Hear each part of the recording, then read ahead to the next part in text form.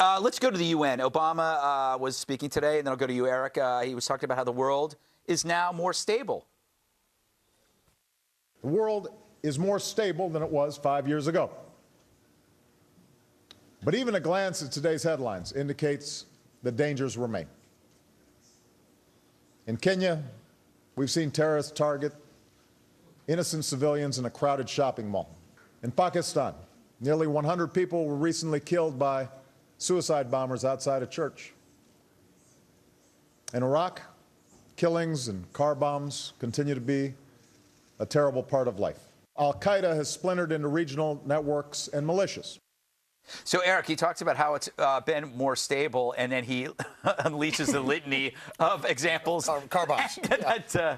Interesting to note that today is the 365th day since President Obama stood at the exact same podium and blamed the video for the violence, for the terror attack in Benghazi. I thought it very interesting. He went through a lot of things, didn't really mention that, didn't hit on that. Also, he may have been watching The Five, because I think yesterday we were pretty harsh on him for wanting to sit down with the Iranians, with Rouhani, who allegedly is going to be speaking or is speaking right now. But I think that meeting's going to break up. That's going to dissolve. That's not actually going to happen. Thankfully, hopefully it came from our side and not their side, saying they don't want to meet with us, because we should not be sitting around with those terrorists. Yeah. By the way, Rouhani, if that's his real name, is speaking right now, I believe. We have a picture of him here. There he is. Andrea, interesting thing. Apparently, the United States offered to have an encounter with him. Where I come from, encounter means something totally different. But they said it was too complicated. Did they just slap us down, or was it just a legitimate, hey, we're really busy, let's do this again, Starbucks in my neighborhood?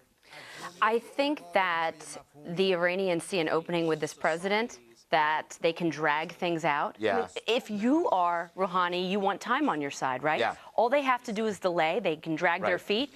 They know that they can manipulate this president, and I think that's exactly what he's doing. That's why I think that he said, it's complicated, let's drag it out.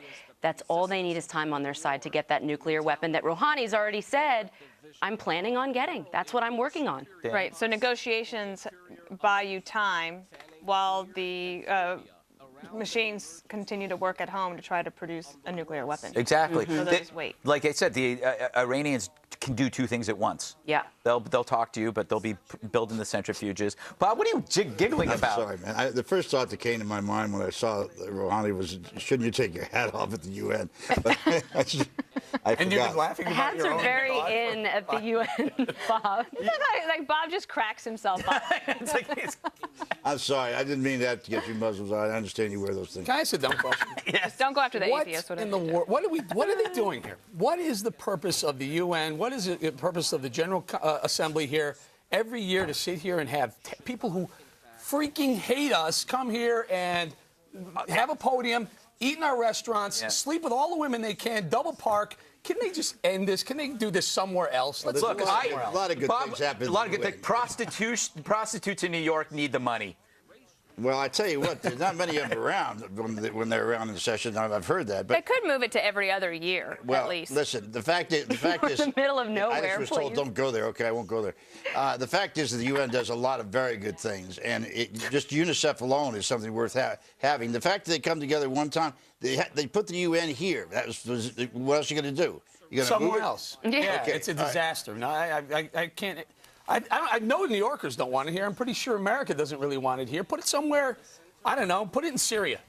They're going to put it where there's more parking, because they tend to never pay for their parking tickets when they're here. And then they're hitting people. Their drivers get busted for DUIs, which happened this morning. They basically, you know what it is? People from the other countries live in miserable places. This is the best time. This is the best time there. Let's come to New York. We go to the strip clubs. We eat strip steaks. We do other things. I have one more suggestion, and then I'll shut up. I have a good. If it has to be in New York, let's put it at the top of the Freedom Tower, the new World Trade Center building. Let's put it right at the top. So if any of you Muslim terrorists, Islamic jihadists want to think about hitting that tower, you're going to take down the UN. You know the thing that's the whole Bush administration, every time you came to the UN, you know what they wanted to talk about? The #1 front page story was global warming. Yeah. And then all of a sudden, when President Obama's there, then there's more Arctic ice. Then 15 years, nobody wants to talk about global warming anymore. You know, it's pretty disappointing that his base doesn't hold him more accountable, especially the women's groups and the bisexual visibility groups. Try being a visible bisexual in Riyadh. I've tried. I know, Greg, and you live to tell the tale. Yes. But many That was people a would move. not live to tell the tale. So I think it is. I mean, I've said this before. It's one issue where the right and the left can come together on the treatment of women. But instead, the president used that opportunity in Cairo to talk about a shared history of tolerance between Islam and the United States of America. What about adoption? They could talk about international adoption. This administration, and particularly Hillary Clinton when she was Secretary of State, in China, against the Chinese wishes, addressed women's rights there in Saudi Arabia. With every a place they whisper, went. with a whisper. A whisper? With a whisper, Bob. No, they were I- not as hard as they could have been on these countries, especially China and the human rights offenses. that's- President Obama's the one that's got to Who, say you it. name me another person who spoke out about Instead, human he rights for actually women. conflates Islam with Condi Rice, Christianity Laura as Bush, if they're in the George China, same. W. in Bush. China, in China. Yeah. Okay, There's Connie three. Rice, there's two. No, I said George W. Bush, Laura Bush, and What did George Bush say in China, he talked about women's rights everywhere he went, and especially, you know where else he did it? In Saudi Arabia, in Yeah. Egypt, Okay, good. in I Afghanistan, and in Iraq. I stand corrected. Then that's fine. So that gives us 4. I don't know this. No, but- you've got a whole generation of conservatives who pointed out the forced abortion laws in China, Yeah. which affect women because they abort tons more girls than boys. Did when Hillary Clinton talked about women's rights in some of the Muslim countries, did she wear a hijab?